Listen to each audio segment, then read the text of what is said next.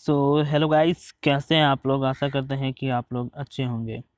तो आज हम लोग हिंदी के क्लास 10th हिंदी के फर्स्ट चैप्टर श्रम विभाजन और जाति प्रथा के पाठ को एक्सप्लेन करेंगे और एकदम पूरे डिटेल में इसको समझेंगे। तो चलिए आज का हम लोग क्लास स्टार्ट करते हैं। तो स्टार्ट करने से पहले आप लोगों से एक रिक्वेस्ट है कि कृपया आप लोग हमारे यूट्यूब चैनल को सब्सक्राइब कर लें और बेल आइकन को दबा लें। तो चलिए आज के क्लास को शुरू करते हैं। तो श्रम विभाजन और जाति प्रथा, तो लेखक का कहना है, यह विडंबना की ही बात है कि इस युग में भी जातिवाद के पोषकों की कमी नहीं है। ओके, लेखक का कहना है कि यह एक आश्चर्य की बात है, ठीक है ना।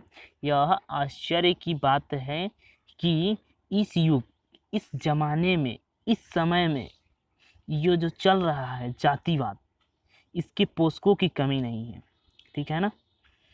अर्थात लेखक का कहना है विडंबना यह एक आश्चर्य की बात है कि इस युग में भी जातिवाद के पोषकों की कमी नहीं है, अर्थात जातिवाद को मानने वाले लोगों की कमी नहीं है, ठीक है ना। इसके पोषक कई आधारों पर इसका समर्थन भी करते हैं, ठीक है। इसके पोषक कई आधारों पर इसका समर्थन भी किया करते हैं, ठीक है। समर्थन का एक आधार यह कहा जा सकता है कि आधुनिक सभ्य समाज कार्य कुशलता के लिए श्रम विभाजन को आवश्यक मानता है, और चूंकि जाति प्रथा भी श्रम विभाजन का ही दूसरा रूप है, इसीलिए इसमें कोई बुराई नहीं है। इस तर्क के संबंध में पहली बात तो यह आपत्तिजनक है कि जाति प्रथा श्रम विभाजन के साथ साथ श्रमिकों का भी श्रमिक विभाजन का भी रूप लेती है। अर्थात लेखक का कहने का मतलब है कि जातिवाद श्रम विभाजन यानी कार्य के बंटवारे के साथ साथ यह श्रमिकों अर्थात मजदूरों को भी बांटती है अलग अलग रूप में। ओके, श्रम विभाजन निश्चय ही सभ्य समाज की आवश्यकता है। लेखक का कहना है श्रम विभाजन निश्चय ही सभ्य समाज की आवश्यकता है, परंतु किसी भी सभ्य समाज में श्रम विभाजन की व्यवस्था श्रमिकों का विभिन्न वर्गों में अस्वाभाविक विभाजन नहीं करती है, ठीक है ना। भारत की जाति प्रथा की एक और विशेषता यह है कि यह श्रमिकों को अस्वाभाविक विभाजन नहीं करती, बल्कि विभाजित विभिन्न वर्गों को एक दूसरे के अपेक्षा ऊंचा नीचा करार देती है, ठीक है ना। तो चलिए आगे देखते हैं। आगे हैं, करार देती है जो विश्व के किसी भी समाज में नहीं पाया जाता है, ठीक है ना। जाति प्रथा वो है जो विभिन्न वर्गों को, मतलब सभी वर्गों के एक दूसरे के प्रति, जाति मतलब अलग ही नहीं बल्कि यह ऊंचा नीचा बांटती है, अर्थात वो। आगे देखते हैं क्या लिखा हुआ है। करार देती है जो विश्व के किसी भी समाज में नहीं पाया जाता है, ठीक है ना। तो आगे लिखा हुआ है, जाति प्रथा को यदि श्रम विभाजन मान लिया जाए तो यह स्वाभाविक नहीं है, क्योंकि यह मनुष्य की रुचि पर आधारित नहीं है, ठीक है ना। अगर हम लोग जाति प्रथा को श्रम विभाजन यानी कार्य का बंटवारा भी मान ले तो यह स्वाभाविक नहीं है, क्योंकि यह मनुष्य की रुचि यानी मनुष्य की इच्छा पर आधारित नहीं। मनुष्य अपने मन से किसी भी कार्य का चुनाव नहीं कर सकता है, ठीक है ना, क्योंकि यह कुशल व्यक्ति या सक्षम श्रमिक समाज का निर्माण करने के लिए यह आवश्यक है कि हम व्यक्ति की क्षमता इस सीमा तक विकसित करें जिससे वह अपना पेशा या कार्य का चुनाव स्वयं कर सके। तो लेखक का कहने का अर्थ यही है कि हम लोग व्यक्ति का क्षमता ऐसा करें कि वह अपने पेशा या कार्य का चुनाव स्वयं कर सके, ठीक है ना। वह स्वयं अपने आप उसको जो मानना है वो माने, नहीं मानना है नहीं माने, लेकिन जातिवाद ऐसा नहीं होने देती है, ठीक है ना। इस सिद्धांत के विपरीत जाति प्रथा का दूषित सिद्धांत यह है कि इससे मनुष्य की के प्रशिक्षण अथवा उसकी निजी क्षमता का विचार किए बिना दूसरे ही दृष्टिकोण जैसे माता पिता के सामाजिक स्तर के अनुसार पहले से ही अर्थात गर्भधारण के समय ही मनुष्य का पेशा निर्धारित कर दिया जाता है। अर्थात जाति प्रथा का यह अर्थात लेखक का यह कहना है कि जाति प्रथा एक ऐसी प्रथा है जिसमें मनुष्य को अपने मन से नहीं बल्कि उसे अपने माता पिता अर्थात अपने माता पिता और अपने माँ के गर्भ से ही उसके पेशे का चुनाव कर दिया जाता है। ठीक है ना, कर दिया जाता है। चलिए आगे देखते हैं। आगे लिखा हुआ है जाति प्रथा पेशे का दोषपूर्ण पूर्ण निर्धारण ही नहीं करती बल्कि मनुष्य को जीवन भर के लिए एक ही पेशे में बांध देती है। ठीक है ना, भले ही पेशा अनुपयुक्त हो या अपर्याप्त होने के कारण वह भूखे मर जाए। ठीक है ना, जाति प्रथा मनुष्य को जीवन भर के लिए एक ही पेशे में बांध देती है, चाहे वो उसके लिए उपयुक्त हो या अनुपयुक्त हो, या वो भूखे मरे या कुछ भी हो। ठीक है ना, आधुनिक युग में यह स्थिति प्रायः आती है क्योंकि उद्योग धंधों की प्रक्रिया व तकनीकी निरंतर विकास और कभी कभी अकस्मात परिवर्तन हो जाते हैं। ठीक है, चलिए आगे देखते हैं। तो आगे क्या लिखा हुआ है? आगे लिखा हुआ है जिसके कारण मनुष्य को अपना पेशा बदलने की आवश्यकता पड़ सकती है, और यदि प्रतिकूल परिस्थितियों में मनुष्य को अपना पेशा बदलने की स्वतंत्रता न हो तो इसके लिए भूखे मरने के अलावा क्या चारा रह जाता है। हिंदू धर्म की जाति प्रथा किसी भी व्यक्ति को ऐसा पेशा चुनने की अनुमति नहीं देती है जो उसका पैतृक पेशा न हो, भले ही वह उसमें पारंगत हो या ना हो। ठीक है ना, मतलब हिंदू धर्म की जाति प्रथा एक ऐसी जाति प्रथा है जो व्यक्ति को ऐसा पेशा चुनने की अनुमति नहीं देता है जो उसका पैतृक पेशा ना हो, अर्थात जिसका वो बाबा दादा का जो पेशा नहीं हो, जो जाति नहीं हो, वो चुनने की अनुमति नहीं देता है। ठीक है ना, भले वो उसमें सक्षम हो या नहीं हो। ठीक है ना, नहीं देता। इस प्रकार पेशा परिवर्तन की अनुमति न देकर जाति प्रथा भारत में बेरोजगारी का एक प्रमुख कारण बना हुआ है। ठीक है ना, इस प्रकार परिवर्तन क्या कहते हैं, इस प्रकार पेशा परिवर्तन की अनुमति पेशा परिवर्तन की अनुमति न देकर जाति प्रथा भारत में एक बेरोजगारी का कारण बना हुआ है। ठीक है, इस प्रकार हम देखते हैं कि श्रम विभाजन की दृष्टि से भी जाति प्रथा गंभीर दोषों से युक्त है। जाति प्रथा श्रम विभाजन मनुष्य की स्वेच्छा पर निर्भर नहीं करता, मनुष्य की व्यक्तिगत भावना तथा व्यक्तिगत रुचि का इसमें कोई स्थान अथवा महत्व नहीं रहता। पूर्व लेख ही इसका आधार है। इस आधार पर हमें यह स्वीकार करना पड़ेगा कि आज के उद्योगों में गरीब और उत्पीड़न इतनी बड़ी समस्या है जितनी यह कि बहुत से लोग निर्धारित कार्य को अरुचि के साथ केवल विवशता से करते हैं। ऐसी स्थिति स्वभावतः मनुष्य को दुर्भाव से ग्रस्त रहकर टालू काम करने और कम काम करने के लिए प्रेरित करती है।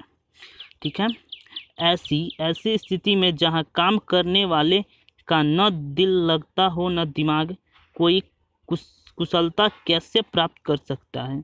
लेखक का कहना यही है कि जहाँ व्यक्ति को काम करने में न मन लगता हो न कुछ लगता हो, तो वो कैसे वहाँ पे कुशलता कैसे वहाँ पे निपुणता प्राप्त कर सकता है। ठीक है ना, अतः यह निर्विवाद रूप से सिद्ध हो जाता है कि आर्थिक पहलू से भी जाति प्रथा हानिकारक है। अर्थात यह आर्थिक पहलू से भी जाति प्रथा हानिकारक है, क्योंकि यह मनुष्य की स्वाभाविक प्रेरणा, रुचि व आत्मशक्ति को दबा कर नहीं नहीं दबाकर नहीं, उन्हें अस्वाभाविक नियमों से जकड़कर निष्क्रिय बना देती है। चलिए आगे देखते हैं क्या लिखा हुआ है। तो आगे लिखा हुआ है मेरी कल्पना का आदर्श, ठीक है ना। आगे देखते हैं लेखक ने क्या लिखा है। तो जाति प्रथा के खेदजनक परिमाणों की नीरस गाथा को सुनते सुनते आप से कुछ लोग निश्चय ही उब गए होंगे, ठीक है ना। यह स्वाभाविक भी नहीं है। अतः अब मैं समस्या के रचनात्मक पहलू को लेता हूँ। मेरे द्वारा जाति प्रथा की आलोचना सुनकर आप लोग मुझसे यह पूछना चाहेंगे कि मैं जातियों के विरुद्ध हूँ, तो फिर मेरी दृष्टि में आदर्श समाज क्या है, ठीक है ना, क्या है। ठीक है, यदि इसे ऐसे पूछोगे तो मेरा उत्तर यह होगा कि मेरा आदर्श समाज स्वतंत्रता समाज है, भ्रातृता पर आधारित होगा। स्वतंत्रता समता भ्रातृता पर आधारित होगा, ठीक है ना। क्या यह ठीक नहीं है। भ्रातृता अर्थात भाईचारे में किसी को क्या आपत्ति हो सकती है। किसी भी आदर्श समाज में इतनी गतिशीलता होनी चाहिए जिससे कोई भी वांछित परिवर्तन समाज के एक छोर से दूसरे छोर तक संचारित हो सके। ऐसा समाज के बहुविध हित में सबका भाग होना चाहिए तथा सबको उनकी रक्षा के प्रति समाज सजग रहना चाहिए, ठीक है ना। आगे लिखा है सामाजिक जीवन में अबाध संपर्क के अनेक साधन व अवसर उपलब्ध रहने चाहिए। तात्पर्य यह है कि दूध पानी के मिश्रण की तरह भाईचारे का यही वास्तविक रूप और इसी का दूसरा नाम लोकतंत्र है। अर्थात लेखक का कहना यही है कि दूध पानी, ठीक है ना, दूध पानी के मिश्रण जैसा भाईचारा होता है। अगर हम लोग भाईचारे को बनाए रखें, जातिवाद को ख़त्म कर दे तो क्या यह कभी गलत होगा। तो लेखक कहना है कि यह भाईचारा का दूसरा नाम लोकतंत्र है, ठीक है ना। अगर एग्जाम्पल के लिए हम बताते हैं, अगर आपको दूध में पानी मिलाकर दे दिया जाए और कह दिया जाए इसको अलग करके दिखाइए, तो क्या आप लोग अलग करके दिखा सकते हैं। वैसे ही भाईचारा होता है, अगर भाईचारा हो जाए तो कोई भी इसे तोड़ नहीं सकता है, ठीक है ना। तो चलिए देखते हैं आगे लेखक क्या बोलते हैं। क्योंकि लोकतंत्र केवल शासन की एक पद्धति ही नहीं है, लोकतंत्र मूलतः सामूहिक जीवनचर्या की एक रीत तथा समाज के सम्मिलित अनुभवों के आदान प्रदान का नाम है। इनमें यह आवश्यक है कि अपने साथियों के प्रति श्रद्धा व सम्मान का भाव हो। क्या कहते हैं लेखक। इस प्रकार स्वतंत्रता पर भी क्या कोई आपत्ति हो सकती है।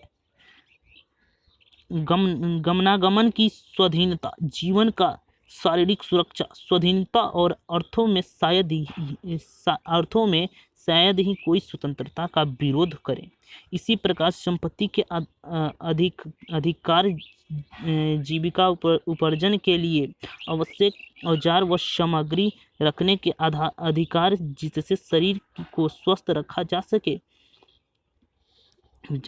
के अर्थ में भी स्वतंत्रता पर कोई आपत्ति नहीं हो सकती। तो फिर मनुष्य की शक्ति के सक्षम प्रभावशाली प्रयोग की भी स्वतंत्रता क्यों न प्रदान की जाए, ठीक है ना। आगे वो लेखक बोलते हैं जाति प्रथा के पोषक जीवन, शारीरिक सुरक्षा तथा संपत्ति के अधिकार की स्वतंत्रता को तो स्वीकार कर लेंगे, परंतु मनुष्य के सक्षम प्रभावशाली प्रयोगों की स्वतंत्रता देने के लिए जल्दी तैयार नहीं होंगे, क्योंकि इस प्रकार की स्वतंत्रता का अर्थ होगा अपना व्यवसाय चुनने की अपनी व्यवसाय चुनने की स्वतंत्रता किसी को नहीं है, तो उसका अर्थ उसे दास्ता में जोड़कर रखना होगा, क्योंकि दास्ता केवल कानूनी प्राधीनता को ही नहीं कहा जाता। दास्ता में वह स्थिति भी सम्मिलित है जिसमें कुछ व्यक्तियों को दूसरे लोगों के द्वारा निर्धारित व्यवहार एवं कर्तव्यों का पालन करने के लिए विवश होना पड़ता है। यह स्थिति कानूनी प्राधीनता न होने पर भी पाई जा सकती है। उदाहरण देते हैं कि जाति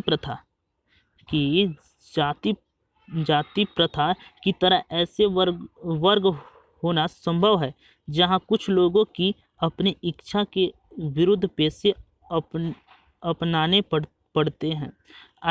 अब आइए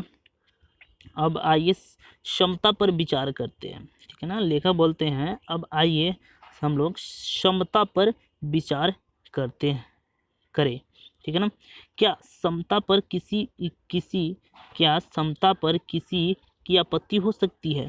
फ्रांसीसी क्रांति ने नारे में समता शब्द ही विवाद का विषय रहा। क्षमता के आलोचक यह कह सकते हैं कि सभी मनुष्य बराबर नहीं होते और उनका तर्क वजन भी रखता है, ठीक है ना। लेकिन तथ्य होते हुए भी यह विशेष महत्व नहीं रखता, क्योंकि शाब्दिक अर्थ में समता असंभव होते हुए भी नियामक सिद्धांत है। मनुष्य की क्षमता 3 बातों पर निर्भर करती है। पहला शारीरिक वंश परंपरा, ठीक है ना। पहला शारीरिक वंश परंपरा, दूसरा सामाजिक उत्तराधिकारी अर्थात सामाजिक परंपरा के रूप में माता पिता की कल्याण कमाना, शिक्षा तथा वैज्ञानिक ज्ञान अर्जन आदि सभी उपलब्धियां जिनके कारण सभ्य समाज जंगली लोगों के अपेक्षा विशिष्टता प्राप्त करता है। और अंत में तीसरा आता है मनुष्य के अपने प्रयत्न। इन 3 दृष्टियों से निस्संदेह मनुष्य समान नहीं होते। क्या इन विशेषताओं के कारण समाज को भी उनके साथ असमान व्यवहार करना चाहिए? क्षमता विरोध करने वाले के पास इसका क्या जवाब है, ठीक है ना। तो आगे लेखक बोलते हैं व्यक्ति विशेष के दृष्टिकोण से असमान प्रयत्न के कारण असमान व्यवहार को अनुचित नहीं कहा जा सकता। साथ ही प्रत्येक व्यक्ति को अपनी क्षमता का विकास करने का पूरा प्रोत्साहन देना अर्थात सर्वथा उचित है। परंतु यदि मनुष्य प्रथम 2 बातों में असमान है, तो क्या इस आधार पर उनके साथ विभिन्न व्यवहार उचित है? उत्तम व्यवहार के हक की प्रतियोगिता में वे लोग निश्चय ही बाजी मार ले जाएंगे जिन्होंने उत्तम कुल, शिक्षा, पारिवारिक ख्याति, पैतृक संपदा तथा व्यवसायिक प्रतिष्ठा का लाभ प्राप्त करते हैं। इस प्रकार पूर्ण सुविधा संपन्नों को ही उत्तम व्यवहार का हकदार माना जाना वास्तव में निष्पक्ष निर्णय नहीं कहा जा सकता, ठीक है, क्योंकि यह सुविधा संपन्नों के पक्ष में निर्णय देना होगा। अतः न्याय का तकाज यह है कि जहां हम तीसरे आधार पर मनुष्य के साथ असमान व्यवहार को उचित ठहराते हैं, वहां प्रथम 2 आधारों पर उनके साथ असमान व्यवहार नितांत अनुचित है और हमें ऐसे व्यक्ति के साथ यथासंभव समान व्यवहार करना चाहिए। दूसरे शब्द में समाज की यदि अपने सदस्यों के अधिकतम उपयोगिता प्राप्त करनी है, तो यह तो संभव है जब समाज के सदस्यों को आरंभ से ही समान अवसर एवं समान व्यवहार उपलब्ध कराए जाए